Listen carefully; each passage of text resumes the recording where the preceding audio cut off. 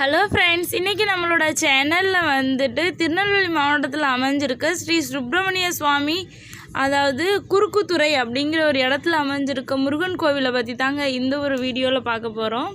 இந்த கோவில் வந்துட்டு சொல்லியிருக்கேன், இந்த கோவில் வந்துட்டு திருநெல்வேலி மாவட்டத்தில் தாங்க அமைஞ்சிருக்குது. இந்த கோவில் தாமிரபரணி ஆற்றோட நடுவில் வந்துட்டு அமைஞ்சிருக்குது. அதாவது தாமிரபரணி ஆறு எல்லாருக்குமே தெரிஞ்சிருக்கும், அந்த ஆற்றுக்கு நடுவில் வந்துட்டு அமைஞ்சிருக்குதுங்க. அதாவது வெறும் பாறைகளாக அந்த இடத்துல வந்துட்டு காணப்படும் அப்படிங்கிற மாதிரியும் சொல்கிறாங்கங்க. இன்னொன்று ஒரு பெரிய ஒரு விஷயம்னு சொல்லப்போனால், திருச்செந்தூர் முருகன் கோவிலில் உள்ள சில பொருட்கள் வந்துட்டு இந்த இடத்துல இருந்த ஒரு சில கல்லுனால தான் வந்துட்டு செதுக்கப்பட்டிருக்கு அப்படிங்கிற மாதிரியும் சொல்கிறாங்கங்க. இந்த இடத்துல அதிகமாக மழை பெஞ்சிச்சு அப்படின்னு சொல்லிட்டா இங்கே வந்துட்டு அதிகமான பக்தர்கள்னால உள்ளே போக முடியாது, வெள்ளப்பெருக்கு ஏற்பட்ட மாதிரி இந்த கோவிலே முழுகிரும் அப்படிங்கிற மாதிரி வந்துட்டு சில கருத்துக்கள்லாம் சொல்லப்படுது. போன வருஷம் கூட எனக்கு தெரிஞ்சு 2024 கூட அதிகமாக மழை பெஞ்சிச்சு அப்படிங்கிற ஒரு ரீசனுக்காக அந்த கோவிலே மூழ்கி தண்ணியினால் காணப்படுச்சுன்னு சொல்லி நியூஸில் நிறையா போட்டுக்கிட்டு இருந்தாங்க. நியூஸ் பார்த்துருந்தீங்கன்னா எல்லாருக்குமே தெரிஞ்சிருக்கும். இந்த கோவிலோட கருவறையில் வந்துட்டு நம்மளோட முருகப்பெருமானும் வள்ளி தெய்வானை, அதாவது தேவசேனாவோட வந்துட்டு காணப்படுறாங்க.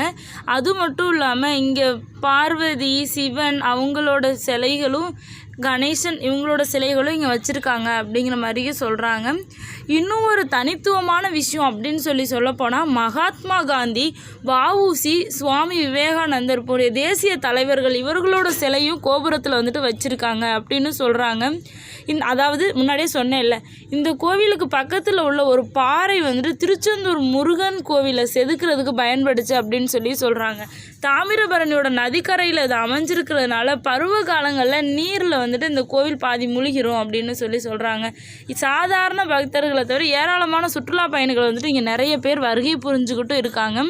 இந்த கோவிலுக்கு செல்லாமல் இந்த மாவட்டத்துக்குள்ளே செல்கிற எந்த ஒரு யாத்திரை எதுவுமே முழுமையடையாது அப்படிங்கிற மாதிரி சொல்கிறோம். கோவிலுக்கு செல்லாமன்னு சொல்ல முடியாது, செல்கிற வழியில் பார்க்காம அப்படிங்கிற மாதிரி சொல்லலாம். வருடத்தில் சில நாட்கள் வந்துட்டு இந்த கோவிலில் நிறைய வெள்ளத்தில் வந்துட்டு மூழ்கி இருக்கும். அதனால் வந்துட்டு பலர் இந்த கோவிலை வந்துட்டு பருவகால கோயில் அப்படின்னு சொல்கிறாங்க. மேலும் இது வந்துட்டு நீந்தும் போது விழிப்புடன் எச்சரிக்கையாக இருக்கணும் அப்படின்னு சொல்லிக்கிறேங்க. இந்த கோவில் வந்துட்டு உண்மையிலுமே ரொம்ப ஒரு பிரசித்தி பெற்ற கோவிலாக தாங்க அழைச்சிக்கிட்டு இருக்காங்க. இந்த கோவிலுக்கு போகாதவங்க கண்டிப்பாக வந்துட்டு வெயில் காலத்தில் போயிட்டு வர்றது எனக்கு தெரிஞ்சு நல்லது.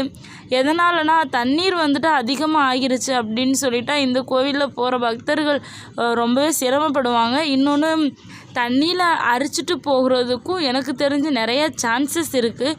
ஸோ ஆனால் எனக்கு தெரிஞ்சு கொஞ்சம் கோடை காலங்களில் போங்க. இன்னொன்று சொல்லணுன்னா, கோடை வெயிலில் கூட இங்கே வந்துட்டு தாமிரபரணி ஆற்றில் வந்துட்டு தண்ணீர் வற்றாது அப்படின்னு சொல்லிட்டு எல்லாருக்குமே தெரியும். வற்றாத நதினாலே நம்ம ஏரியா சைடு தாமிரபரணி நதின்னு தான் சொல்லுவோம். ஒரு பழமொழியே இருக்குது, அதாவது தாமிரபரணி நதி ஒருபோதும் வறண்டு போகாது அப்படின்னு சொல்லிட்டு. அதனால் வந்துட்டு தண்ணீர் இருந்துட்டு தான் இருக்கும். ஆனாலும் போகிற பக்தர்கள் என்னோடய அனுபவத்தில் சொல்கிறேன், கொஞ்சம் பார்த்து நிதானமாக போயிட்டு வாங்க.